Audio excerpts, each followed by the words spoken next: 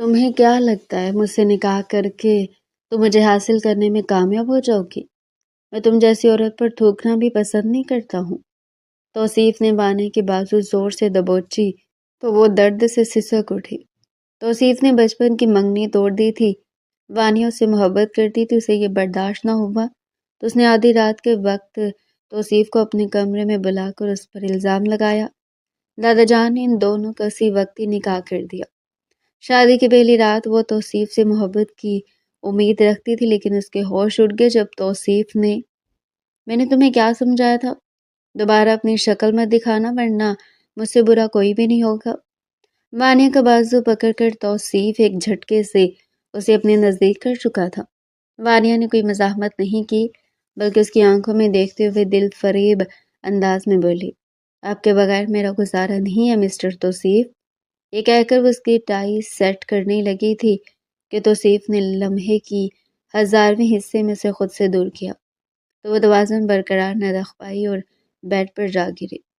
اس کے چہرے پر بلا کا سکون تھا جو توصیف کو غصہ دلا رہا تھا۔ وانیہ اس کی آنکھوں میں جھانکتے ہوئے دل جلا دینے والے انداز میں بولی، قریب آنے نہیں دیتے اور دور جانے کی مجھ میں سکت نہیں رہنے دی۔ یہ کیسی ادھوری محبت ہے تمہاری مسٹر توصیف؟ نہ اپنا بنا کر سینے سے لگاتے ہو اور نہ غیر سمجھ کر نظر سے گراتے ہو، بس اسی کشمکش کی آگ میں خود بھی جل رہے ہو اور مجھے بھی تڑپا رہے ہو۔ اپنی بکواس بند کرو ورنہ میں تمہاری زبان گدی سے کھینچ لوں گا ابھی، اور اسی وقت میرے کمرے سے نکل جا ورنہ آپ کیا کریں گے مسٹر توصیف؟ آپ کچھ بھی نہیں کر سکتے، وہ اسے چیلنجنگ انداز میں للکارتے ہوئے بولی۔ میں آپ کو آخری بار بتا رہی ہوں کہ میں آپ کے علاوہ کسی اور سے شادی نہیں کروں گی۔ میں کسی اور کے بارے میں سوچ بھی نہیں سکتی ہوں توصیف، آپ یہ بات کیوں نہیں سمجھتے؟ میں آپ سے بے تحاشا محبت کرتی ہوں۔ وہ ایک بار پھر سے توصیف کے نزدیک ہو گئی تھی۔ اب کی بار توصیف نے انتہائی نفرت سے اس کے چہرے کو گھوڑا۔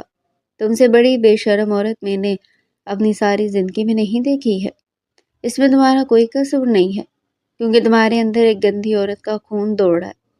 اس سے پہلے کہ وہ مزید کچھ کہتا، وانیہ کا ہاتھ اٹھا اور اس کے چہرے پر نشان چھوڑ گیا۔ وہ پھٹی ہوئی آنکھوں سے وانیہ کے چہرے کو گوڑنے لگا تھا۔ تمہاری ہمت بھی کیسے بھی مجھ پر ہاتھ اٹھانے کی؟ تم جیسی 2 ٹکے کی عورت کو مجھے حویلی میں جگہ ہی نہیں دینی چاہیے تھی۔ وہ وانیہ کا بازو پکڑ کر اسے گھسیٹتے ہوئے کمرے سے باہر نکالنے لگا تھا۔ 2 ٹکے کی عورت کیا ہوتی ہے وہ میں اب آپ کو بتاتی ہوں۔ شاید آپ کو بھی عزت راست نہیں آ رہی مسٹر توصیف۔ یہ کہہ کر وہ اونچی اونچی آواز میں چلانے لگی تھی۔ توصیف کا ہاتھ اس کے بازو پر دھیما پڑ گیا تھا۔ اس نے آگے بڑھ کر وانیہ کو خاموش کروانے کی کوشش کی مگر ناکام ہو گیا۔ اس دوران وانیہ اپنی قمیض کے بازو کو بھی پھاڑ چکی تھی۔ اس نے اپنا دوپٹہ اتار کر زور سے بیڈ پر پھینکا اور اپنے چہرے پر تھپڑوں کی بارش شروع کر دی۔ تھوڑی ہی دیر میں اس کا چہرہ لال ہو گیا تھا۔ توصیف دم بخود یہ منظر دیکھ رہا تھا۔ اسے اپنا دماغ سائیں ہوتا معلوم ہو رہا تھا۔ اس نے تو وہم و گمان میں بھی نہیں سوچا تھا کہ وہ لڑکی اس حد تک اتر آئے گی۔ شور کی آواز سن کر سب حویلی والے توصیف کے کمرے میں جمع ہو گئے تھے۔ وانیہ ایک کونے میں کھڑی خوف سے کانپنے کی ایکٹنگ کر رہی تھی۔ اس کی آنکھوں سے مسلسل آنسو بہہ رہے تھے۔ توصیف خاموشی سے لب بھینچے اس کی ڈرامے بازی دیکھ رہا تھا۔ اس کے دل میں اس عورت کے لیے نفرت بڑھتی چلی جا رہی تھی۔ اس کا بس نہیں چل رہا تھا کہ وہ اس عورت کو اٹھا کر کمرے کی کھڑکی سے نیچے پھینک دے تاکہ وانیہ سے اس کی ہمیشہ ہمیشہ کے لیے جان چھوٹ جائے۔ توصیف کی امی ملکہ صاحبہ فوراً سے اپنے شوہر کی یتیم بھتیجی کی طرف بھاگتی ہوئی گئی۔ جیسے ہی انہوں نے اسے اپنے سینے سے لگایا وانیہ چھوٹے بچوں کی طرح پھوٹ پھوٹ کر رونے لگی، اور پھر اس نے روتے ہوئے سب لوگوں کو بتایا کہ توصیف آدھی رات کے وقت اس کے کمرے میں داخل ہو گیا تھا، اسے زبردستی اپنے کمرے میں لایا اور اب یہاں پر توصیف نے اس کے ساتھ زبردستی کرنے کی کوشش کی ہے۔ دادا جان کا غصے کے مارے برا حال تھا۔ توصیف نے کچھ کہنے کی کوشش کی لیکن دادا جان نے اس کے چہرے پر تھپڑ مار کر اسے خاموش کروا دیا۔ مجھے تم سے یہ امید نہیں تھی توصیف کہ تم اس قدر گھٹیا حرکت پر اتر آؤ گے۔ اگر تمہیں یہی سب کچھ کرنا تھا تو جب میں نے تم سے پوچھا تھا تب تم اسے نکاح کی حامی بھر لیتے، لیکن تم نے اپنے ساتھ ساتھ ہم لوگوں کو بھی ذلیل کروانا تھا۔ میں تمہیں کبھی بھی معاف نہیں کروں گا۔ دادا جان کے الفاظ خنجر بن کر توصیف کے سینے پر جا کر لگے تھے۔ اس نے خواہ جانے والی نظروں سے وانیہ کو دیکھا، جو باقی سب لوگوں سے نظر بچا کر اسے مسکراتے ہوئے دیکھ رہی تھی۔ توصیف نے وہیں پر کھڑے ہو کر دل ہی دل میں پکا ارادہ کیا تھا کہ اس لڑکی کی سانسیں اس پر تنگ کر دے گا۔ اگر اس نے اس کی زندگی کو جہنم نہ بنایا تو اس کا نام بھی توصیف نہیں۔ آغا جان جو کہ ابھی تھوڑی دیر پہلے حویلی پہنچے تھے، اپنے قابل اور جوان بیٹے کی حرکت دیکھ کر انہیں تو سانپ سونگھ گیا تھا۔ وہ خواب میں بھی نہیں سوچ سکتے تھے کہ توصیف کبھی انہیں یہ دن دکھائے گا۔ انہوں نے آگے بڑھ کر وانیہ کے سر پر ہاتھ رکھا اور وہیں کھڑے کھڑے فیصلہ کیا کہ ابھی تھوڑی دیر میں توصیف اور وانیہ کا نکاح ہوگا۔ یہ سن کر وانیہ تڑپ اٹھی۔ مجھے ان سے شادی نہیں کرنی ہے، یہ بہت ہی ظالم ہے، یہ مجھے جان سے مار دیں گے، مجھے ان سے بہت ڈر لگتا ہے۔ آغا جان نے بے بسی سے اپنی بھتیجی کو دیکھا۔ فکر مت کرو، ابھی صرف تم دونوں کا نکاح ہوگا، رخصتی اس وقت ہوگی جب اس انسان کا دماغ ٹھکانے پر واپس آ جائے گا۔ یہ کہہ کر انہوں نے زور سے توصیف کے ماتھے پر اپنی شہادت کی انگلی ماری تو وہ پہلو بدل کر رہ گیا۔ دادی جان جو کہ کافی دیر سے خاموش کھڑی تھی، انہوں نے توصیف کے کندھے پر ہاتھ رکھا تو وہ انہیں شکایتی انداز میں دیکھتے ہوئے بولا، کیا آپ کو بھی مجھ پر یقین نہیں ہے؟ دادی نے لب بھیجتے ہوئے بے ساختہ نفی میں سر ہلایا۔ توصیف کا دل پارا پارا ہو گیا تھا۔ میں آپ لوگوں میں سے کسی کو بھی معاف نہیں کروں گا دادی جان۔ آپ لوگوں نے مجھے کچھ بھی کہنے کے قابل نہیں چھوڑا۔ آپ نے تو خود مجھے اپنے آپ پر شک کرنے پر مجبور کر دیا ہے۔ وہ کمرے سے باہر نکلنے لگا تھا کہ آغا جان نے آگے بڑھ کر اسے روک دیا۔ یہیں پر ہی رکو، خبردار جو تم نے کوئی بھی چالاکی کرنے کی کوشش کی۔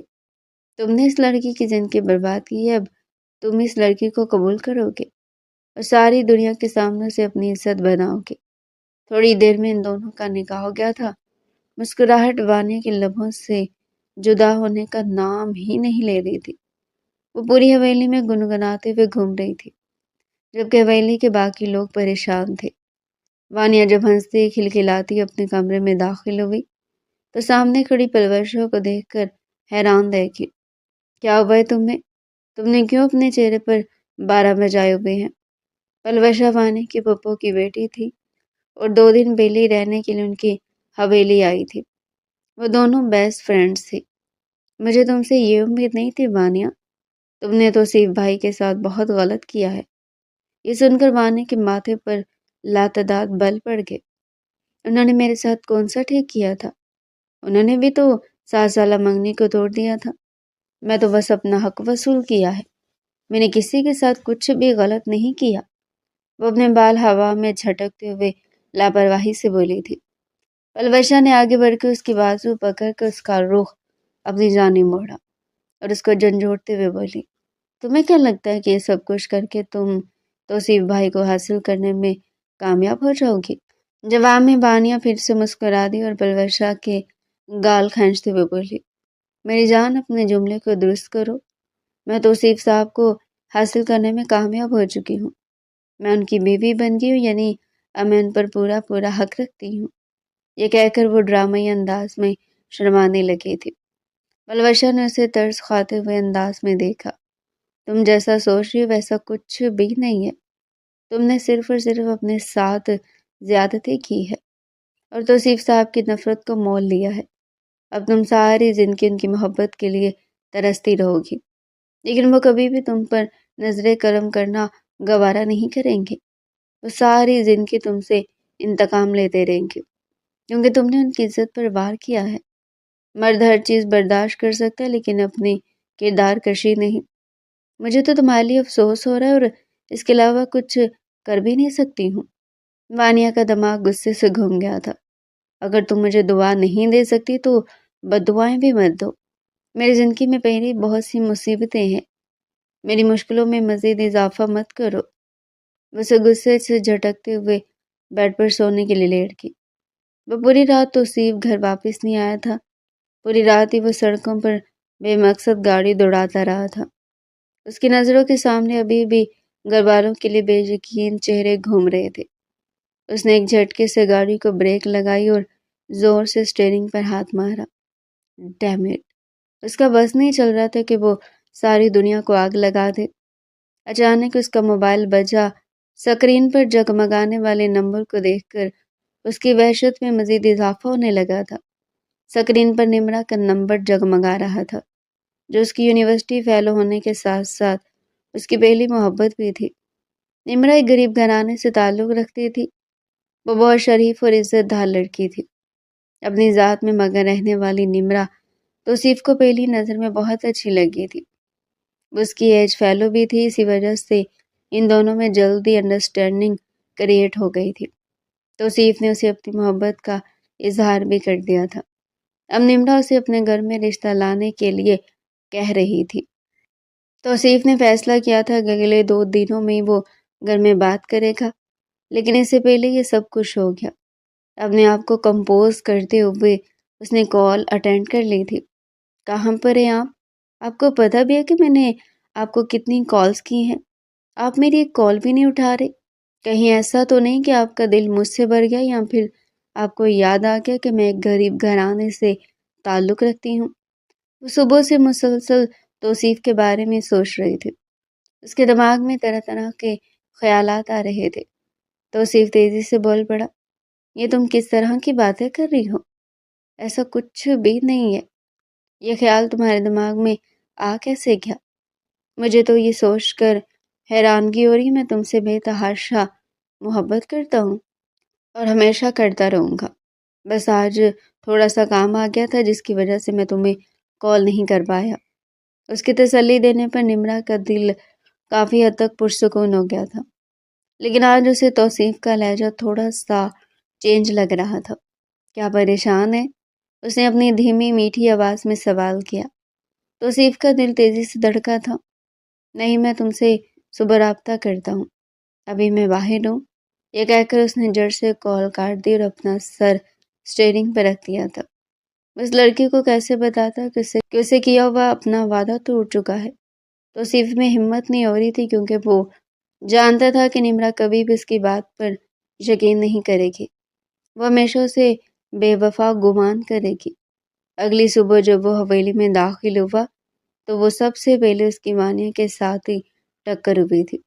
کیسے ہیں شوہر صاحب؟ وہ شرمانے کی ایکٹنگ کرتے ہوئے بولی۔ میری نظروں کے سامنے سے دفع ہو جاؤ ورنہ تمہارا گلا گھونٹ کر تمہیں جان سے مار دوں گا۔ ارے کیا ہو گیا آپ کو؟ اتنے غصے میں کیوں ہے؟ اور رات بھر کہاں پر تھی؟ وہ جان بوجھ کر اس کو تنگ کر رہی تھی۔ توصیف نے آگے بڑھ کر اس کی بازو پکڑ کر اسے دبوچا اور اسے زور سے دیوار کے ساتھ پن کر لیا۔ لگتا ہے کہ تمہیں اپنی جان پیاری نہیں ہے۔ اس کی گردن پر اپنے ہاتھ رکھتے ہوئے بولا، اگر اپنے پسندیدہ مرد کے ہاتھوں جان بھی چلے گی تب بھی کوئی دکھ نہیں ہوگا، اسے چڑھاتے ہوئے بولی تھی۔ توصیف نے جیسے اس کی بازوؤں پر اپنی گرفت مضبوط کی تو وہ درد سے کراہنے لگی۔ کیا کر رہے ہیں آپ؟ درد ہو رہا ہے مجھے؟ تم تو کہہ رہی تھی کہ تم میرے لیے ہر طرح کی تکلیف سہ سکتی ہو۔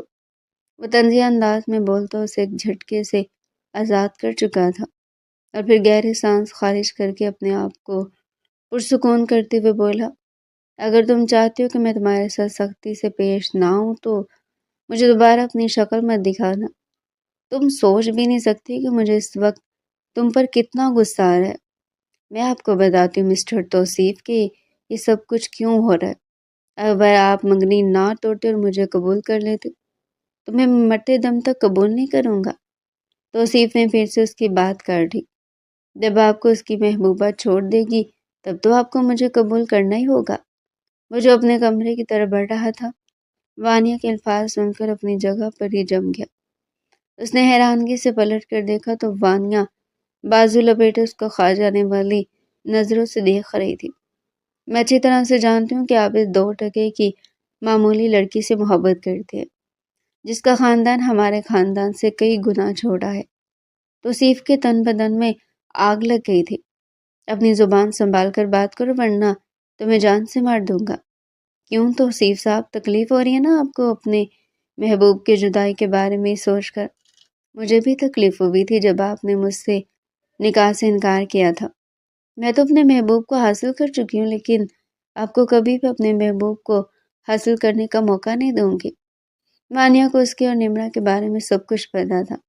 ایک دن اس نے توصیف کو نمرہ سے کال پر بات کرتے ہوئے سن لیا تھا، پھر بعد میں اس نے اپنے قاصر احمد سے مدد لی تھی۔ وہ نمرہ کی ڈیٹیلز اور نمبر نکلوانے میں بھی کامیاب ہو گئی تھی۔ اسی شام اس نے نمرہ کو کال کر کے اسے اپنے اور توصیف کے نکاح کے بارے میں بتا دیا اور اسے سختی سے سمجھا دیا تھا کہ دوبارہ کبھی بھی میرے شوہر کی طرف آنکھ اٹھا کر دیکھنے کی بھی کوشش مت کرنا، ورنہ تمہاری جان سے تم پر تنگ کر دوں گی۔ نمرہ اس جنونی عورت کی باتیں سن کر واقعی میں بہت زیادہ گھبرا گئی تھی۔ دوسری طرف توصیف سے ملنے والے دھوکے نے بھی اسے بری طرح سے توڑ دیا تھا۔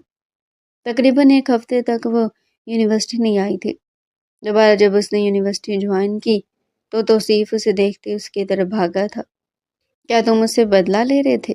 میں نے تو تمہیں صرف ایک دن کال نہیں کی اور تم نے پچھلے 7 دنوں سے اپنا نمبر بند رکھا ہوا ہے۔ اس کے ساتھ ساتھ یونیورسٹی میں بھی نہیں آ رہی ہو۔ آخر مسئلہ کیا ہے؟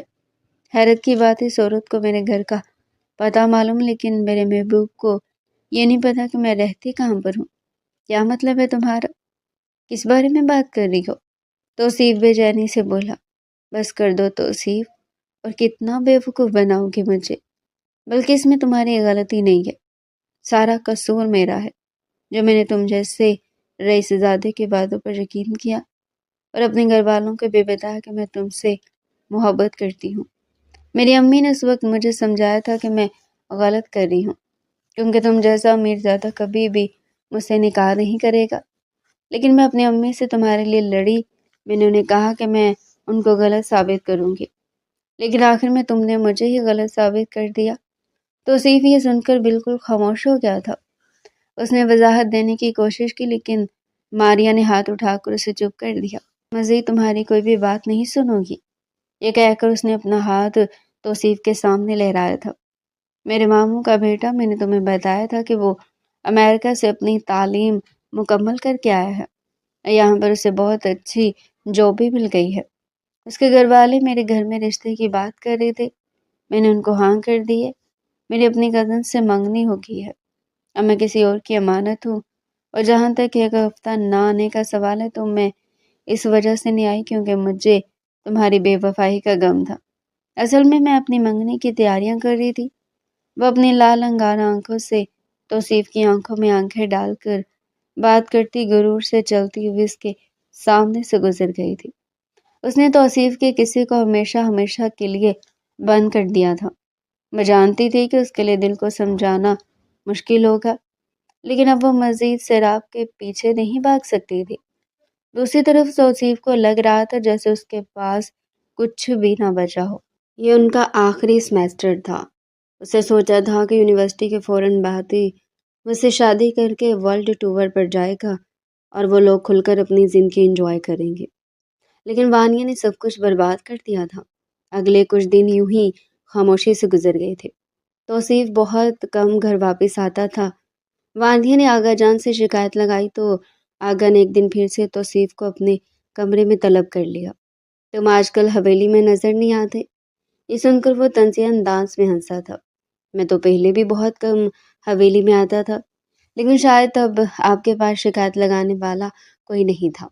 اپنی زبان سنبھال کر بات کرو توصیف، اور اگر وہ مجھے کچھ بتاتی بھی ہے تو اس میں کچھ غلط نہیں ہے، وہ بیوی ہے تمہاری۔ ارے آغا جان، ابھی تو ہم دونوں کا نکاح ہوا ہے، بیوی تو وہ اس وقت بنے گی جب ہم دونوں کی رخصتی ہوگی۔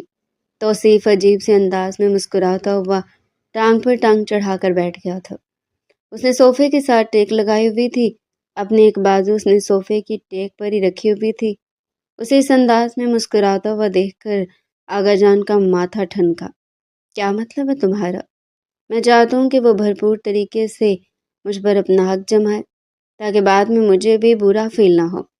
میں چاہتا ہوں کہ آپ ہم دونوں کی رخصتی کروا دیں۔ میں ابھی تم پر یقین نہیں کر سکتا، تو میری بھتیجے کو نقصان بھی پہنچا سکتے ہو۔ ٹھیک ہے، آپ ایک ہفتے کے بعد اپنی بھتیجی سے اس بارے میں پوچھ لیجیے گا۔ اگر تو وہ حامی بھر لیتی ہے تو پھر آپ کو ہر حال میں ہم دونوں کی رخصتی کروانی ہوگی، لیکن اگر وہ انکار کر دیتی ہے تو میں تھوڑا عرصہ مزید صبر کر لوں گا، اس وقت تک جب تک کہ میں آپ کا یقین جیت نہیں لیتا۔ ان کی آنکھوں میں آنکھیں ڈال کر اپنی بات مکمل کرتا تیزی سے کمرے سے باہر نکلا تھا۔ اس کا رخ وانیہ کے کمرے کی طرف تھا۔ اب اس کے ساتھ وہی گیم کھیلنے والا تھا جو گیم اس کے ساتھ وانیہ نے کھیلی تھی۔ وہ بہت ہی آہستگی سے دروازہ کھول کر اندر داخل ہوا۔ وانیہ شیشے کے سامنے کھڑی اپنے لمبے بال سنوار رہی تھی اور اس کے ساتھ ساتھ کنگھا کر رہی تھی۔ تمہارے بال بہت پیارے ہیں۔ بھاری مردانہ آواز سن کر وانیہ کا دل تیزی سے دھڑکا۔ وہ ایک جھٹکے سے پلٹی تو سامنے ہی توصیف کھڑا تھا، لیکن آج اس کی آنکھوں میں عجیب سی چمک تھی جسے دیکھ کر وہ نظر جھکانے پر مجبور ہو گئی تھی۔ آپ یہاں پر کیا کر رہے ہیں؟ اس کے لہجے میں خوف محسوس کر کے توصیف کے دل کو عجیب سا سکون ملا تھا۔ تمہیں دیکھنے کی طلب ہو رہی تھی، اس لیے یہاں پر چلا آیا۔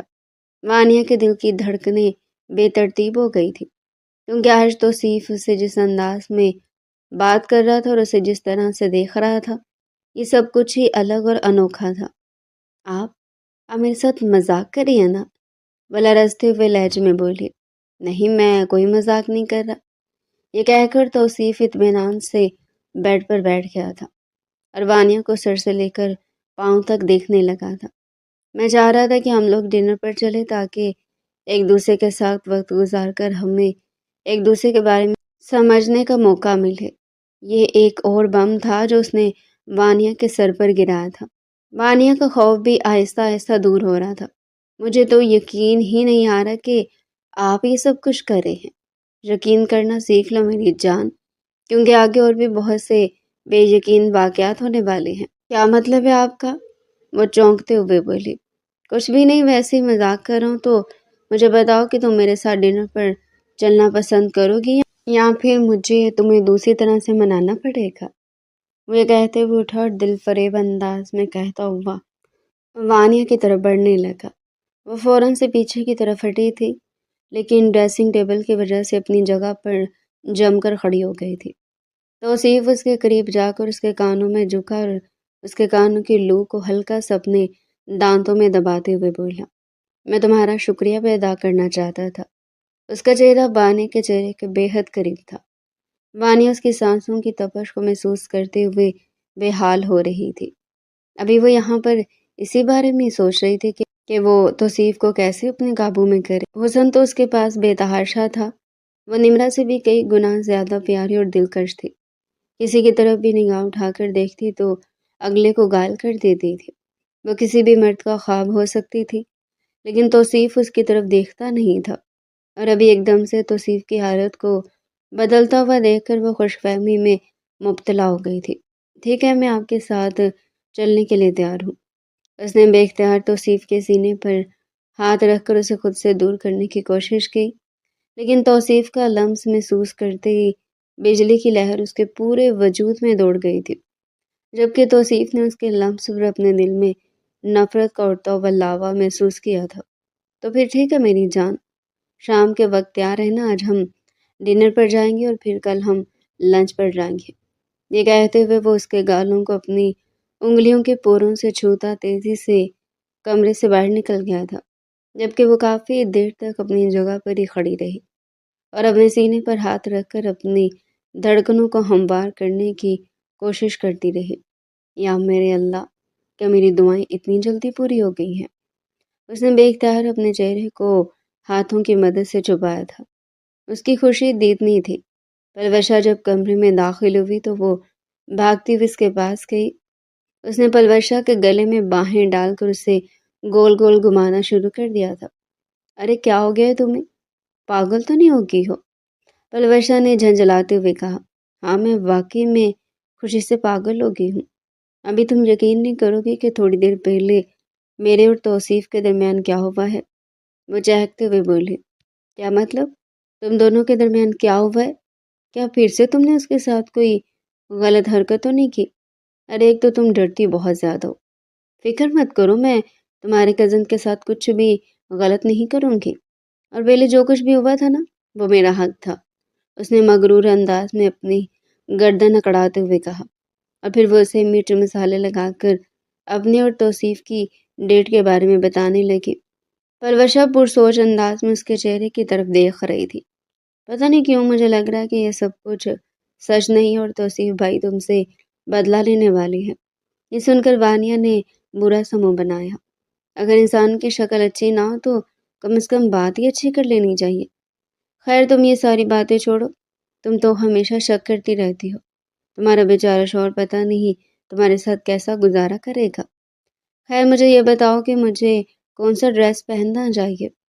اس نے اپنے سارے کپڑے پلوشا کے سامنے بیڈ پر پھینک دیے تھے۔ پلوشا نے اسے بلیک کلر کا ایک ڈریس پہننے کے لیے کہا تو وہ مزید ایکسائٹیڈ ہو گئی تھی۔ یار تمہیں پتہ ہے میرا دوست فرحان بھی یہی کہتا تھا کہ مجھ پر بلیک ڈریس بہت زیادہ سوٹ کرتا ہے۔ پلوشا نے اسے کھا جانے والے انداز میں دیکھا تو وہ تیزی سے صفائی پیش کرتے ہوئے بولی، وہ میرا کالج کے زمانے میں بیسٹ فرینڈ ہوا کرتا تھا، لیکن جب سے تم نے مجھے سمجھایا تب سے میں نے اس کے ساتھ دوستی توڑ دی ہے، کیونکہ تبھی مجھے میری منگنی کے بارے میں بھی پتہ چلا تھا اور میں اپنے شوہر کے ساتھ بے وفائی نہیں کر سکتی تھی۔ یہ کہہ کر وہ اپنا باقی کا سامان نکالنے لگی تھی۔ شام مخصوص ٹائم پر وہ تیار ہو گئی تھی اور شیشے میں کھڑی خود کو ہر اینگل سے دیکھ رہی تھی۔ توصیف نے اس کے کمرے کے دروازے پر دستک دی تو اس نے پہلی دستک پر دروازہ کھول دیا۔ توصیف اسے دیکھ کر ایک لمحے کے لیے تو اپنی جگہ پر مبہوت رہ گیا تھا۔ وہ واقعی میں حسن کا مجسمہ تھی۔ اس وقت تو وہ آسمان سے اتری ہوئی کوئی حور معلوم ہو رہی تھی۔ جب توصیف کے ذہن میں آیا کہ باقی لوگ بھی اسے اس حالت میں دیکھیں گے تو اچانک سے اس کا دل میلا ہو گیا تھا۔ اس وجہ سے نہیں کہ وہ اس لڑکی سے محبت کر بیٹھا تھا، بلکہ وہ چاہتا تھا کہ جب تک وہ لڑکی اس کے نکاح میں ہے تب تک وہ اپنے آپ کو ویسا ہی بنا کر رکھے جیسا توصیف چاہتا ہے۔ دوپٹہ اپنے سر پر لو۔ توصیف نے اس کے کھلے بالوں کو دیکھ کر تیکھے لہجے میں کہا، میرے بال خراب ہو جائیں گے، دیکھیے میں نے اتنی محنت سے ہیئر اسٹائل بنایا ہے۔ وہ چھوٹے بچوں کی طرح منہ پھلا کر بولی تھی، تم نے یہ سب کچھ میرے لیے کیا یا باہر غیر مردوں کے لیے؟ توصیف نے پھر سے اسے ٹھنڈے لہجے میں سوال پوچھا تو وہ خاموش ہو گئی تھی۔ ٹھیک ہے میں سر پر دوپٹہ لے لیتی ہوں۔ ہاں میری جان۔ اس کو اداس ہوتا ہوا دیکھ کر توصیف نے فوراً سے پینترا بدلا تھا، کیونکہ ابھی اس کا مقصد صرف اور صرف اس لڑکی کو اپنے جال میں پھنسانا تھا اور گھر والوں کو رخصتی کے لیے راضی کرنا تھا تاکہ بعد میں اس سے تمام حساب کتاب برابر کر سکے۔ وہ جانتا تھا کہ ایک ہفتے کا وقت بھی اس لڑکی کے لیے زیادہ ہے اور وہ اسے 2 ہی دنوں میں اپنے قابو میں کر لے گا، مگر آغا جان کو بھی تو پرسکون کرنا ضروری تھا۔ وہ لوگ ہوٹل میں پہنچے تو توصیف نے اس کا فیورٹ کھانا آرڈر کیا تھا۔ اب وہ بڑے مزے سے چھوٹے بچوں کی طرح کھانا کھا رہی تھی۔ آس پاس سے گزرتے ہوئے 2-3 کپلز نے ان لوگوں کی تعریف کی تھی۔ جواب میں وہ فل اسمائل دیتے ہوئے مسکرائی تھی۔ توصیف اس کی ایک ایک حرکت نوٹ کر رہا تھا۔ اچانک ایک ویٹر محترمہ کے قریب آ کر کھڑا ہوا۔ میڈم صاحبہ کیسی ہیں آپ؟ وہ بوڑھی عمر کا تھا لیکن اس کی باتوں سے لگتا تھا کہ وہ اسے جانتا ہے۔ توصیف کا ماتھا ٹھنکا۔ اس ویٹر کے جانے کے بعد وہ وانیہ کو آڑے ہاتھوں لیتے ہوئے بولا،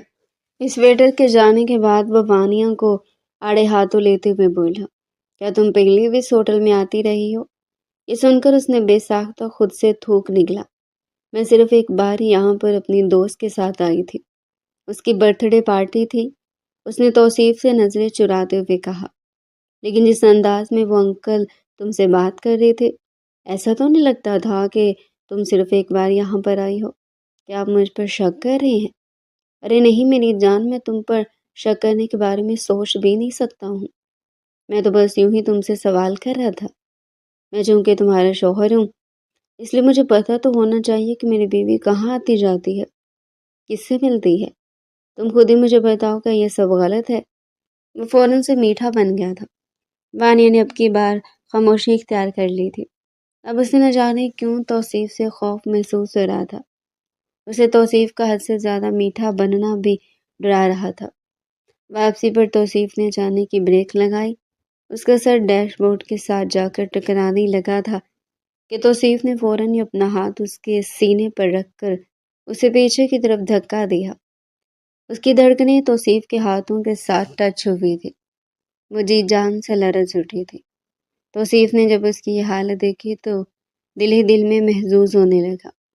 اس لڑکی کو جلد از جلد راضی کرنے کا ایک ہی طریقہ تھا جو توصیف کی سمجھ میں آ چکا تھا۔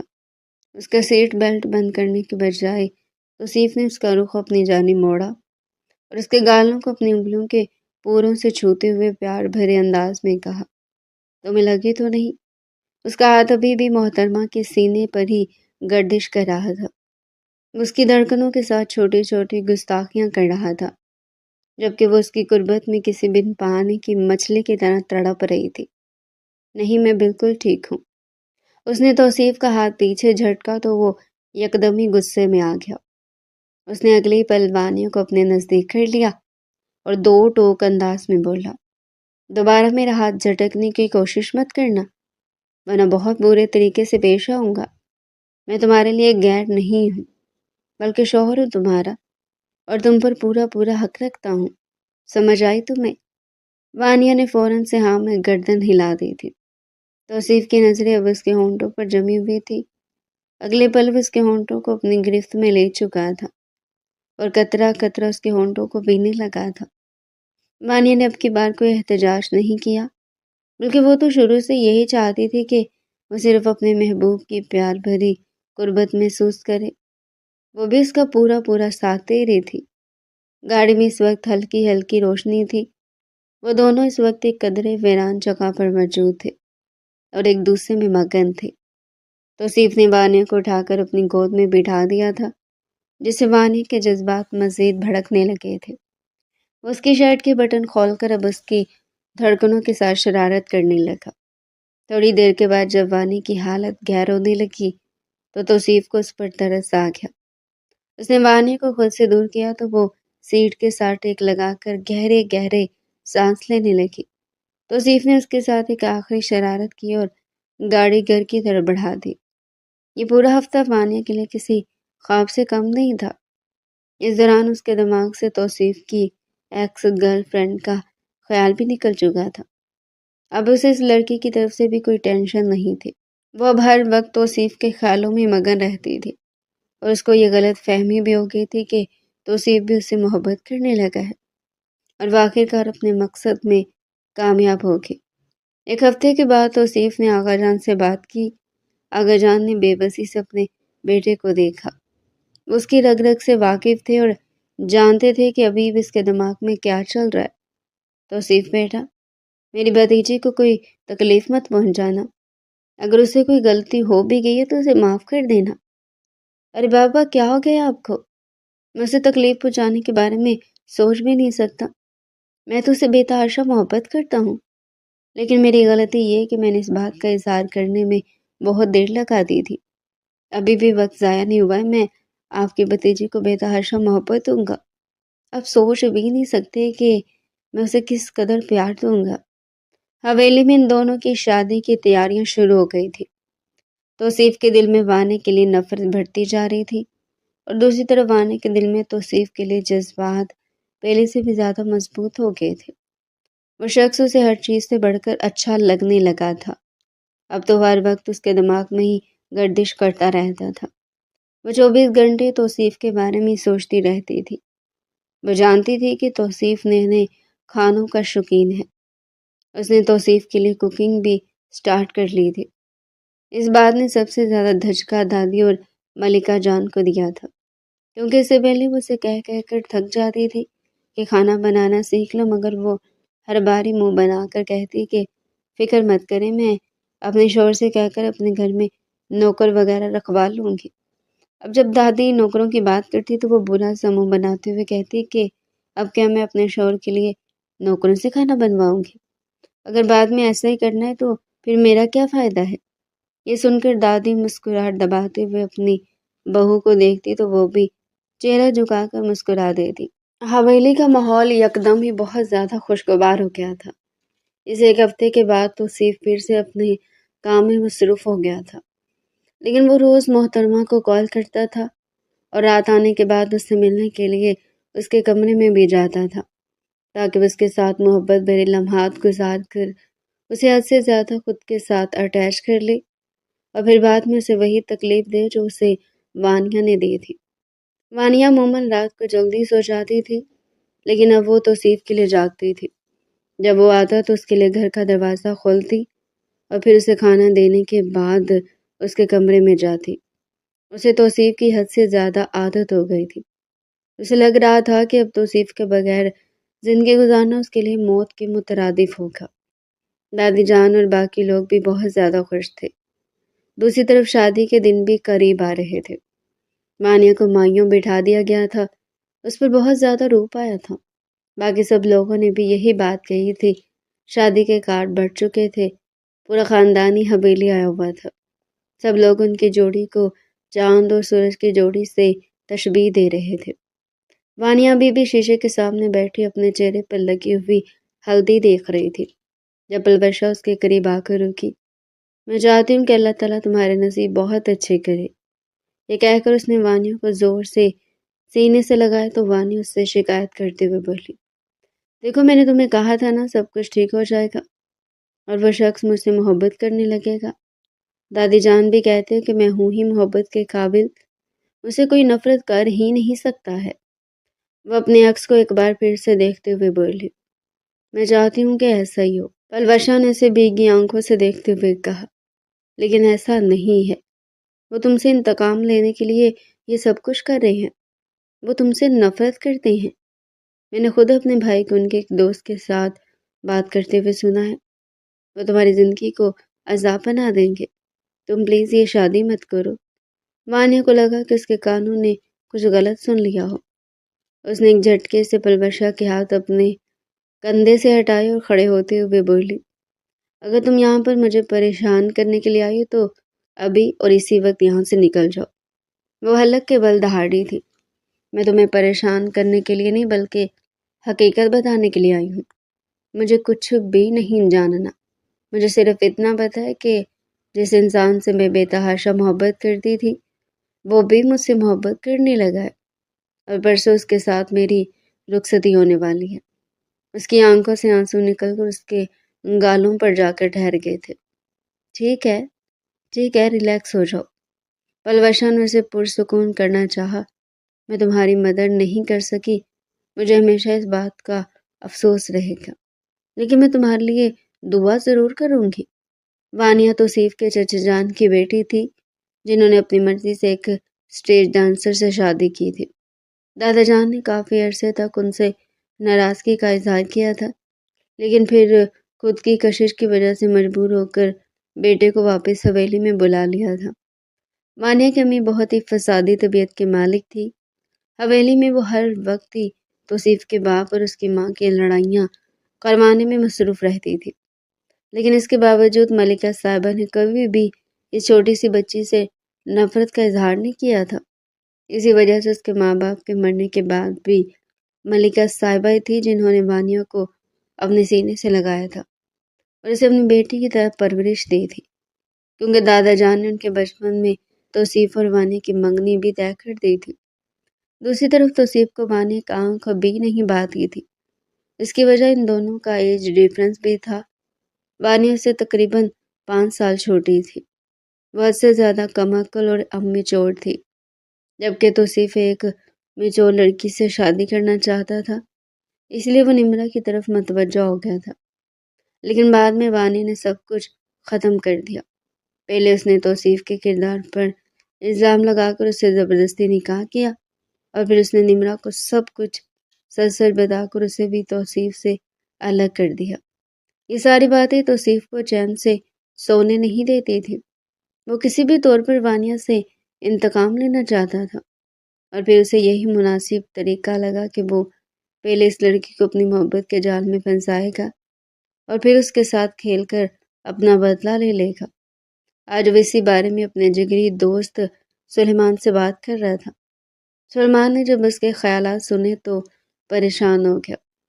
سلیمان نے اسے سمجھانے کی کوشش کی، دیکھیے تو بہت ہی غلط کر رہا ہے۔ وانیہ لڑکی ذات ہے اور اگر اس سے غلطی ہو بھی گئی تو اب وہ تیری بیوی ہے۔ تو اعلیٰ ظرفی کا مظاہرہ کرو اور اپنی بیوی کو معاف کر دے، ورنہ بھی خدا تجھے معاف نہیں کرے گا۔ توصیف کے سر پر انتقام کا بھوت سوار تھا۔ اس نے سلمان کی بات کو ماننے کے بجائے اسے اپنا دشمن کہہ دیا۔ وہ وانیہ کو کم عقل اور بے وقوف سمجھتا تھا، لیکن جب سے وانیہ نے یہ حرکت کی تھی توصیف کی نظر میں وہ دنیا کی شاطر ترین عورت بن گئی تھی۔ رخصتی کا دن آ گیا تھا۔ وانیہ دلہن بنی بے حد حسین لگ رہی تھی۔ سب لوگوں کی نظریں اس پر جا کر ٹھہر رہی تھی اور وہ اس بات سے واقف بھی تھی۔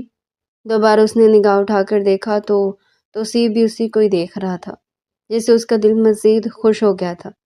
اسے اپنی غلطی کا بھی احساس تھا۔ اس نے فیصلہ کیا تھا کہ آج رات کے وقت ہی وہ توصیف سے معافی مانگ لے گی۔ جو کچھ بھی ہوا ہے اس کو بھول کر توصیف کے ساتھ ایک نئی زندگی کی شروعات کرے گی۔ اس کو رات دیر سے کمرے میں پہنچایا گیا تھا۔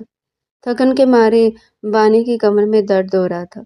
اس کے دل میں آیا کہ وہ ٹیک لگا کر لیٹ جائے، لیکن پھر یہ سوچ کر ویسے ہی بیٹھی رہی کہ کہیں ایسا نہ ہو توصیف کمرے میں آ جائے، اس لیے وہ درد کو نظر انداز کر کے اسی حالت میں بیٹھی رہی تھی۔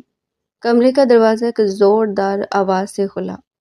توصیف مضبوط قدم اٹھاتا ہوا کمرے کے اندر داخل ہوا تھا۔ اسے شرماتے ہوئے اپنا سر مزید جھکا لیا۔ جیسے جیسے اسے اپنے اور توصیف کے رشتے کا احساس ہو رہا تھا، ویسے ویسے اس کے دل کی دھڑکنیں بھی بے ترتیب ہوتی جا رہی تھی۔ توصیف چند لمحے ٹھہر کر خاموشی سے اس کے گھونگھٹ کو دیکھتا رہا اور پھر عجیب سے انداز میں ہنسا۔ وانیہ کو پہلی بار شدت سے کچھ غلط ہونے کا احساس ہوا تھا۔ اس کے ساتھ ساتھ وہ حیران بھی ہو رہی تھی کہ توصیف کو کیا ہو گیا ہے۔ توصیف نے جھک کر ایک جھٹکے سے اس کا گھونگھٹ الٹ دیا اور اس کے خوبصورت چہرے کو اپنی گرفت میں لے لیا۔ وانیہ نے ڈرتے ہوئے نظریں اٹھائی تو سامنے توصیف کی آنکھوں میں محبت کی جگہ ایک وحشیانہ نفرت ناچ رہی تھی۔ کیوں مسز توصیف، بہت خوش ہونا کہ آخرکار تم نے مجھے پا ہی لیا۔ توصیف کی آواز برف کی طرح ٹھنڈی اور زہریلی تھی۔ وانیہ کا دل ڈوبنے لگا۔ اس نے لرزتے ہوئے ہاتھ اس کے بازو پر رکھے۔ توصیف، آپ یہ کیا کہہ رہے ہیں؟ توصیف نے ایک زوردار قہقہ لگایا۔ میں کیا کہہ رہا ہوں؟ میں وہی کہہ رہا ہوں جس کے لیے میں نے پچھلے 7 دن ایک گھٹیا ڈرامہ کیا۔ تمہیں کیا لگا وانیہ کہ میں تم جیسی گھٹیا، خود غرض اور شاطر عورت سے محبت کرنے لگا ہوں، جس نے میری عزت اچھالی، جس نے میری زندگی کی پہلی اور سچی محبت نمرہ کو مجھ سے چھین لیا۔ وانیہ کی آنکھوں سے آنسو ٹوٹ کر اس کے ریشمی جوڑے پر گرنے لگی۔ نہیں توصیف، وہ سب میں نے آپ کو پانے کے لیے کیا تھا۔ میں معافی مانگنا چاہتی تھی۔ معافی؟ توصیف نے اس کے چہرے پر اپنی گرفت مزید مضبوط کر دی، یہاں تک کہ وانیہ کے جبڑے میں درد ہونے لگا۔ معافی کی قیمت بہت بڑی ہے وانیہ۔ تم نے مجھے نمرہ کی نظروں میں بے وفا بنایا، تم نے مجھے ذلیل کیا۔ اب میں تمہیں بتاؤں گا کہ ذلت کسے کہتے ہیں۔ میں نے یہ سب اس لیے کیا تاکہ تم مجھ پر اندھا اعتبار کر لو، تاکہ تم میری محبت کے نشے میں چور ہو کر اس کمرے تک آؤ، اور اب یہاں سے تمہاری بربادی کا وہ باب شروع ہوگا جس کا تم نے کبھی تصور بھی نہیں کیا ہوگا۔ وانیہ سسکنے لگی۔ توصیف پلیز، میں آپ کی بیوی ہوں، خدا کا خوف کرے۔ بیوی کا مقام ان عورتوں کا ہوتا ہے جن کی عزت کی جاتی ہے۔ تم تو میرے لیے صرف ایک مہرہ ہو جسے میں نے اپنا بدلہ لینا تھا۔ تم نے میرے کردار پر انگلی اٹھائی تھی نا۔ آج میں تمہیں بتاؤں گا کہ وہ درندہ کیا ہوتا ہے جس کا تم نے مجھ پر الزام لگایا تھا۔ اس سے پہلے کہ وانیہ کچھ سمجھ پاتی، توصیف نے اسے وحشت سے بیڈ پر پٹخ دیا۔ وانیہ نے پیچھے ہٹنے کی کوشش کی۔ توصیف، خدا کے لیے رحم کریں، میں آپ سے محبت کرتی ہوں، میں مر جاؤں گی۔ مرنا تو بہت آسان ہے وانیہ، میں تمہیں ماروں گا نہیں، بلکہ تمہیں اس کرب سے گزاروں گا کہ تم خود موت کی دعائیں مانگو گی۔ آج رات میں تم سے اپنا حق نہیں بلکہ اپنا انتقام وصول کروں گا۔ توصیف کا چہرہ جنون کی حد تک لال ہو چکا تھا۔ وانیہ کی چیخیں کمرے کی بند دیواروں میں دم توڑنے لگی۔ وہ روتی رہی، سسکتی رہی، تڑپتی رہی، لیکن توصیف کے دل پر جمی نفرت کی برف پگھلنے کے بجائے اور سخت ہوتی گئی۔ اس رات وانیہ کی معصومیت اور اس کی محبت کا وہ جنازہ نکلا جس کی گواہ صرف وہ خاموش دیواریں تھیں۔ توصیف نے اس پر ذرا برابر بھی رحم نہ کھایا۔ وہ اسے جیتے جی جہنم کی آگ میں جھونک چکا تھا۔ رات کے اس ہولناک طوفان کے بعد جب اگلی صبح کی پہلی کرن کمرے میں داخل ہوئی، توصیف کی آنکھ کھلی۔ اس کے سامنے بیڈ پر وانیہ کسی بے جان لاش کی طرح پڑی تھی۔ اس کا وجود بکھرا ہوا تھا اور چہرے پر آنسوؤں کے میٹے ہوئے نشانات اس کی بربادی کی گواہی دے رہے تھے۔ ایک لمحے کے لیے توصیف کے دل کے کسی گوشے میں شرمندگی کی لہر اٹھی۔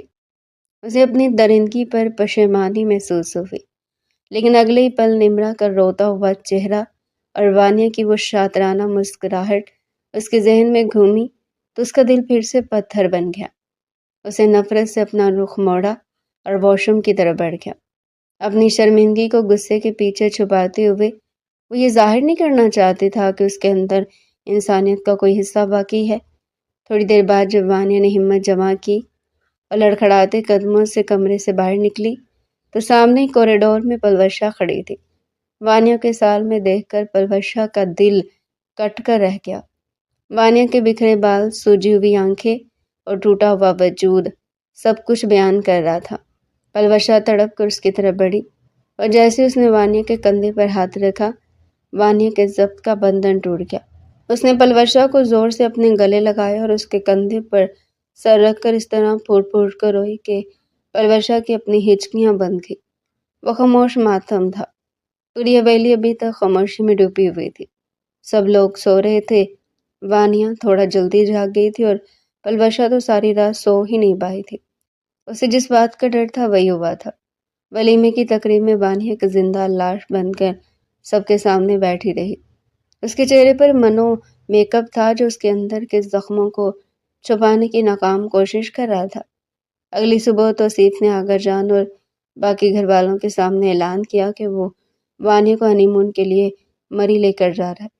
آغا جان بہت خوش ہوئے کہ شاید اب ان دونوں کے درمیان سب ٹھیک ہو رہا ہے، لیکن وہ نہیں جانتے تھے کہ یہ سفر وانیہ کی محبت کا نہیں بلکہ اس کی سزا کا اگلا مرحلہ تھا۔ مری کے راستے میں وانیہ بالکل خاموش تھی۔ وہ لڑکی جو کبھی چپ ہونا نہیں جانتی تھی، اب اس کے لبوں پر تالا لگ چکا تھا۔ وہ گاڑی کی کھڑکی سے باہر تیزی سے گزرتے درختوں کو دیکھ رہی تھی، لیکن اس کی نظریں کسی ایک نقطے پر جمی ہوئی تھی۔ توصیف نے کئی بار اسے غصے سے دیکھا۔ وہ چاہتا تھا کہ وانیہ اسے لڑے، چیخے، سوال کرے، لیکن وانیہ کی خاموشی اسے اندر ہی اندر کاٹنے لگی تھی۔ ہوٹل پہنچتی توصیف نے کمرے کا دروازہ بند کیا اور وانیہ کی طرف مڑا۔ کیا ہوا؟ اب بولتی کیوں نہیں؟ اب وہ ڈرامے بازی کہاں گئی؟ اس نے طنزیہ انداز میں پوچھا۔ وانیہ نے کوئی جواب نہیں دیا، بس اپنی خالی آنکھوں سے اسے دیکھا۔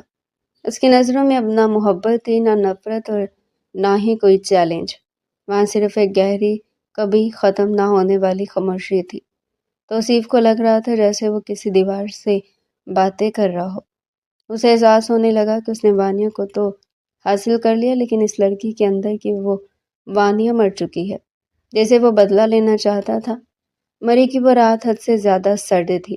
کمرے کی کھڑکیوں کے باہر برف باری کا خاموش سلسلہ جاری تھا۔ توصیف بیڈ پر لیٹا سگریٹ کے مرگولے اڑا رہا تھا اور اس کی نظریں صوفے پر سمٹی ہوئی وانیہ پر جمی تھی جو گھٹنوں میں سردیے ساکت بیٹھی تھی۔ اس کی خاموشی توصیف کے اعصاب پر ہتھوڑے برسا رہی تھی۔ وہ چاہتا تھا کہ وانیہ اس پر چیخے، لیکن وانیہ جیسے پتھر کی ہو چکی تھی۔ توصیف کا موبائل بجا۔ سکرین پر سلمان کا نمبر چمک رہا تھا۔ توصیف نے جھنجھلا کر کال اٹینڈ کی۔ سلمان، میں بھی بات کرنے کے موڈ میں نہیں ہوں۔ توصیف، میری بات سننا تمہارے لیے بہت ضروری ہے، ورنہ تم ایک بہت بڑا گناہ کر بیٹھو گے۔ سلمان کا لہجہ غیر معمولی حد تک سنجیدہ اور پشیمان تھا۔ توصیف نے ایک نظر وانیہ پر ڈالی اور بالکنی کی طرف بڑھ گیا۔ کیا ہوا ہے؟ اتنے پریشان کیوں ہو؟ توصیف، ہم سب غلط تھے، تم میں اور تمہارا وہ انتقام، سب ایک جھوٹ پر کھڑے تھے۔ نمرا نے تم سے کبھی محبت نہیں کی تھی۔ توصیف کے ہاتھ سے سگریٹ گرنے لگا۔ بکواس بند کرو سلمان، میں نے اسے تڑپتے دیکھا ہے، اس کی مجبوری دیکھی ہے۔ نہیں توصیف، وہ کوئی مجبوری نہیں تھی، وہ سب ایک کھیل تھا۔ ازمیر یاد ہے تمہیں؟ تمہارا وہ دوست جس پر تم سب سے زیادہ بھروسہ کرتے تھے؟ نمرا اور ازمیر شروع سے ایک دوسرے کے ساتھ تھے۔ ازمیر نے آج نشے کی حالت میں مجھے سب کچھ بتایا ہے۔ وہ لوگ تمہارے غرور کو توڑنا چاہتے تھے۔ تم یونیورسٹی کے وہ سخت لونڈے تھے جو کسی لڑکی کو گھاس نہیں ڈالتا تھا، اور نمرا نے تمہارے ساتھ محبت کا ناٹک صرف ازمیر کے کہنے پر کیا تھا۔ اس نے کسی کزن سے شادی نہیں کی، اس نے ازمیر سے نکاح کیا ہے، اور وہ دونوں اس وقت شہر سے باہر ہے۔ وہ تمہیں بیوقوف بنا کر تمہاری پیٹھ میں چھرا گھونپ چکے ہیں۔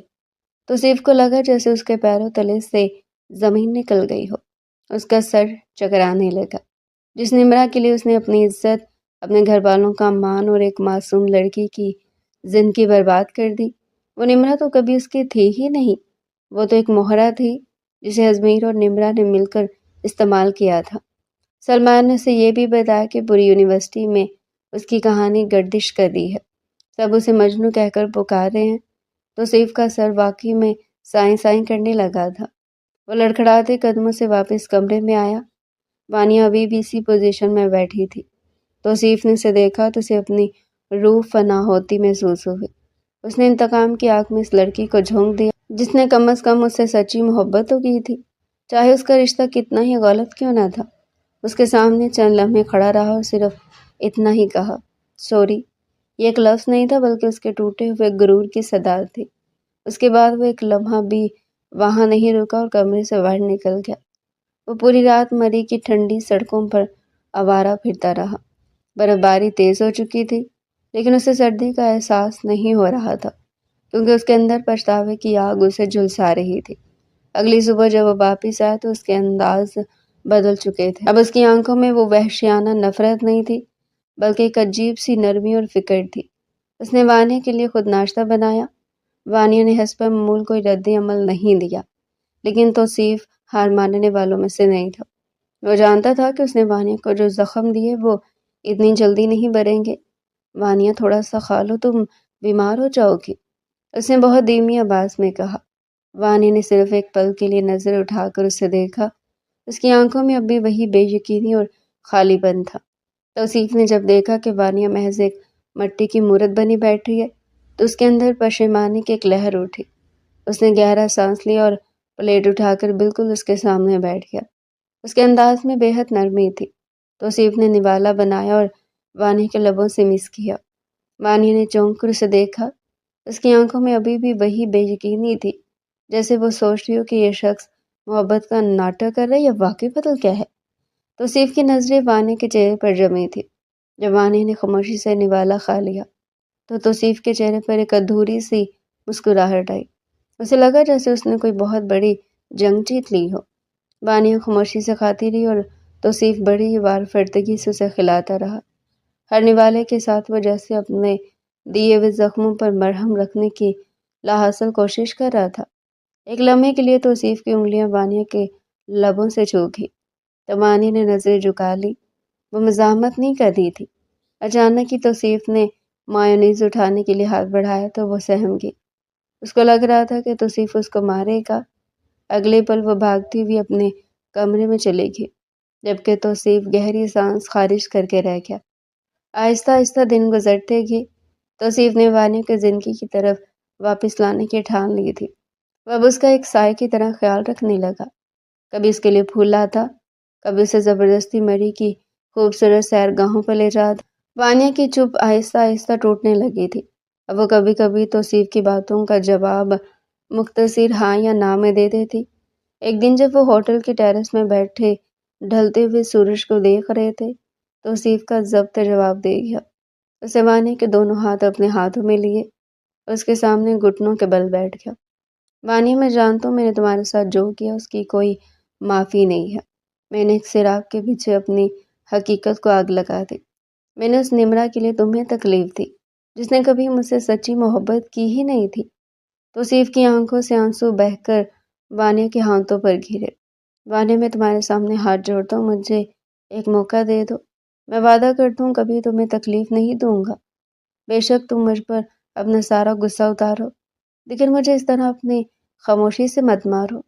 مجھے معاف کر دو وانیہ، خدا کے لیے مجھے معاف کر دو۔ وانیہ نے جب توصیف کو اس طرح ٹوٹتے دیکھا تو اس کے اندر کی محبت تڑپ اٹھی۔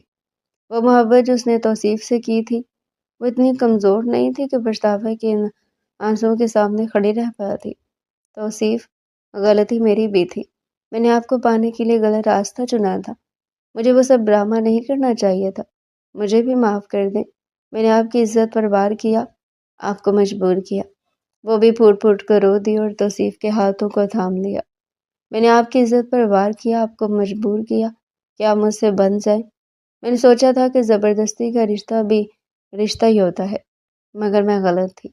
مجھ سے نفرت کرنا آپ کا حق تھا، لیکن اس نفرت نے ہمیں وہاں پہنچا دیا جہاں سے واپسی کا راستہ بہت کٹھن ہے۔ میں آپ کو معاف کرتی ہوں ان سب زخموں کے لیے جو آپ نے دیے، لیکن مجھے آپ سے ایک وعدہ چاہیے توصیف۔ مجھ سے وعدہ کریں کہ اب آپ دوبارہ کبھی ایسا نہیں کریں گے، آپ مجھے کبھی اس نفرت سے نہیں ڈرائیں گے، کبھی مجھ پر ہاتھ نہیں اٹھائیں گے۔ مجھے آپ کی محبت چاہیے، آپ کی نفرت نہیں۔ توصیف نے ایک طویل سانس لی، جھک کر اس کے ماتھے پر بوسہ دیا اور بھرائی ہوئی آواز میں بولا، میں وعدہ کرتا ہوں وانیہ، کبھی تمہیں تکلیف نہیں دوں گا۔ نفرت کے بادل چھٹ چکے تھے اور اب ایک ایسی زندگی کا آغاز ہو رہا تھا جس کی بنیاد انتقام پر نہیں بلکہ سچی محبت پر تھی۔ دونوں نے ایک دوسرے کی باہوں میں پناہ لی اور وانیہ کو پہلی بار محسوس ہوا کہ وہ صرف توصیف کے نکاح میں نہیں ہے بلکہ اب وہ اس کے دل میں بھی بس چکی ہے۔